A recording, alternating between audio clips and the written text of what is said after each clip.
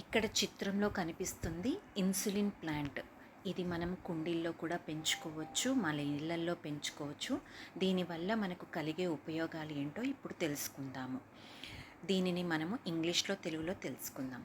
Insulin plant and it's uses. The scientific name of this plant is Costus igneus.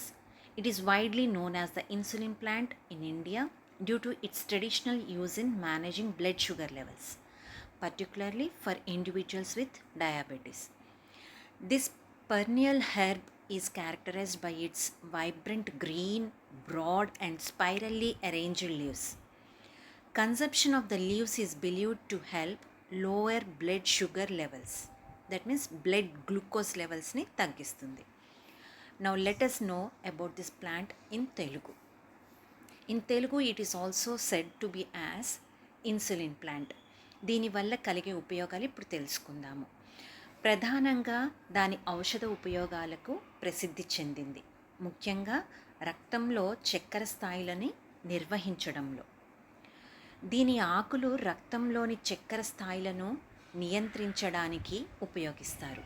క్రమం తప్పకుండా ఆకులను నమలడం లేదా వాటి రసాన్ని తీసుకోవడం వల్ల డయాబెటిస్ నిర్వహణలో ఉంటుందని నమ్ముతారు. కిడ్నీ ఆరోగ్యం కోసం కూడా కొన్ని సంప్రదాయ వైద్య విద్యల్లో ఇది ఆరోగ్యానికి కూడా ప్రయోజనకరంగా ఉంటుందని భావిస్తున్నారు. ముఖ్యంగా ఆయుర్వేదంలో దీనికి ఎంతో ప్రాముఖ్యత ఉంది. దీని ఆకులను వివిధ ఆరోగ్య సమస్యలకు చికిత్స చేయడానికి ఉపయోగిస్తూ ఉంటారు.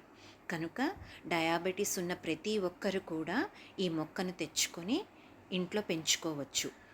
ఎందువలన అంటే వాటి ఆకులను రోజు సేవించడం వల్ల, వాటి నుంచి వచ్చే రసాన్ని తీసుకోవడం వల్ల మీ షుగర్ లెవెల్స్ని కంట్రోల్లో ఉంచుకోగలరు. Thank you.